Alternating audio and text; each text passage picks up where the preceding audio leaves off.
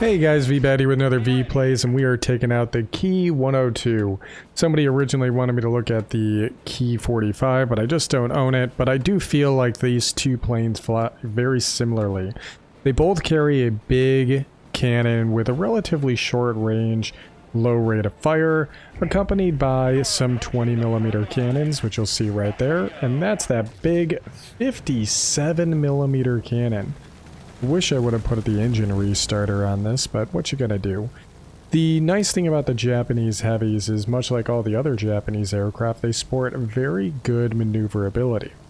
This aircraft is going to have a sub 12-second turn time. It is specialized, and we do have an advanced lightweight power unit on this, and then we're also running the reinforced bolt carrier to be able to get some more endurance out of these main guns. So let's see what we can do here. There was that 57 making contact.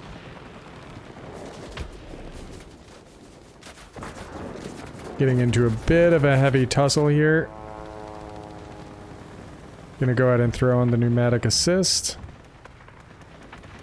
Keeping those numbers in the white is going to allow us to be able to get max potential out of maneuverability. And we still have 2 bombs left. Drop those here. A little bit overkill, but let's get that reload started and start heading towards that military facility. A lot of games are decided early on, and really you guys have seen me fly around holding on to my munitions for an entire battle and never dropping them, so now we can just focus on countering air targets and potentially getting... Ooh, hey, I see you. What are you doing? Oh, he's over the airfield. Potential, we'll focus on doing the air-to-air kills. Alright. Countering heavies is super easy for this. There's that big old hit from the 57. Got that one. Now a multi-roll we're actually able to turn with as well, since even this P-47's gonna have a subpar turn time compared to us. We managed to get a big old hit. Took out his engine. This is where that reinforced bolt carrier is paying off dividends. Oh no, bomber, no! And in the zone. Unfortunate. But we can counter this heavy. There we go. That's when those 57s are ringing true. And I do see a bomber inbound, PE2.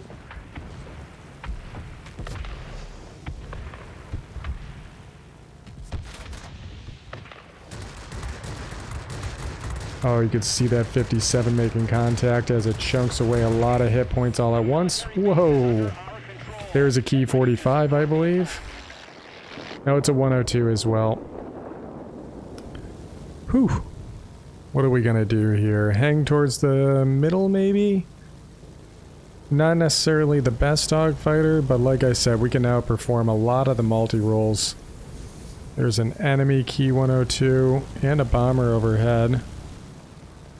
I do see a light fighter human, actually. There's that honking gun. Those light little turn fighters just can't take the hit from that large caliber gun. And when you get to the Ki-93 at tier 7, the dynamic changes a bit. You sacrifice a lot of the maneuverability you get with this platform in favor of getting range. And you actually get a 57 that's a long barrel that can fire much further. But you lose all this really cool maneuverability traits that you see here. It's almost like somebody took a Yak-9 and gave it a heavy airframe so it could fly a little bit higher and faster. Now let's try and do some heavy stuff. I did note that the bombs just came back, so that's just added opportunity for later. Almost wiped that bomber out in a single pass. That sustained ability with the bolt carrier is huge right now. Here we go, another bomber gone. Let's try and work with our team here and go after the already weakened ones. There we go. That's a human right there and his Corsair. We're a little bit close to be getting that wingtip to wingtip with him, so... There's another one down. Let's head to the military facility. Bombers are inbound to their command center. So I think we'll still maintain the 3 capture zone lead. Although it's hard to tell. Oh, no, we only got 3 bombers left. Might not be happening. I'm not sure that Yak 3 is long for this world either. So what's over here? There's a ground attacker. Is any bombers over here? Yeah, there's one. It's a PE2 again. In fact, yeah, they do have a B-32 human controlled. I didn't notice that at the beginning. Important thing to keep an eye on, but not following my own rules here. Okay, we're going high maneuverability here because I want to get around on them before they capture this zone. And I overturned, but luckily it looks like somebody got killed down there. Got our engine. Kind of saw that coming. We just picked up a grade 1 and we ended up getting air superiority. We held on to this longer than I anticipated. Yeah. Total luck if we picked that kill up. Picked up the Maguire as well. Not too bad. Not too bad at all. Engine's back. Let's get some of that potential energy back with the altitude.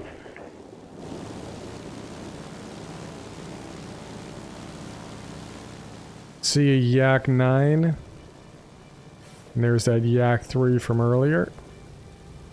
Air supremacy is gone. That's okay. Yeah, this Yak 9 can one-shot me right here, but I can do the same to him, so it's nice to have that potential. This guy has a big old 37 in the nose. Holding on to that fire until we get a little bit closer. Keeping that gun cool so the 57 has more potential. We got his pilot.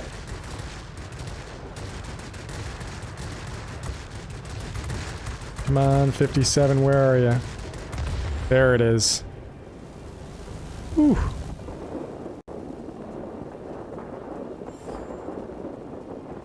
See a heavy inbound. Oh, it was an ME-410.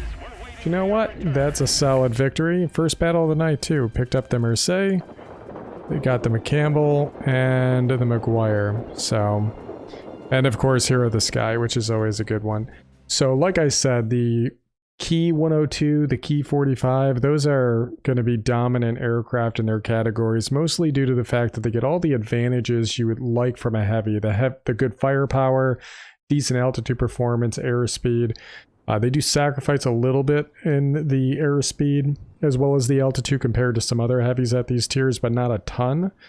And the maneuverability being so high means it can get itself stuck in and handle more troublesome spots that people that are typically new to heavies run into, where they turn too early and they engage in a full-on dogfight. Like you run into a tough spot. You run into a tough spot when you're in a heavy and you do that. It's a common pitfall. But with these Japanese heavies, at least tier 5 and tier 6, you can afford to do that because the maneuverability is, again, so high. Like I said, we're sub 12 seconds at 11.9 second turn time. And I say that because if we compare it to some multi-rolls, like my Corsair here is an 11.2. It's not much better, but it's, you know, right there. Focke-Wulf 190's got a 13.6 second turn time. P47 is a 13.3.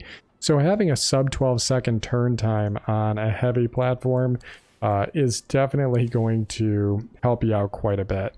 And it is a pretty neat looking plane as well. And again, it's going to fall right in line with like the Ki-45 as well. It has a 37 and a set of, I'm sorry, I said that he had, no he does, he has 20s right here.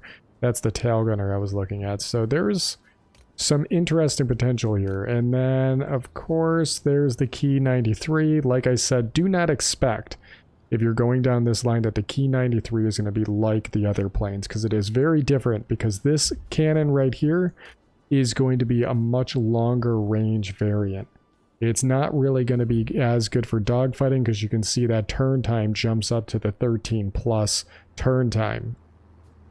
But it's still relatively maneuverable for a heavy, but again, it's more of a heavy at this stage. So hope you guys enjoyed taking a look at the more nimble versions of the heavies that are available on the tech trees, and as always guys, I'll catch you on the next one.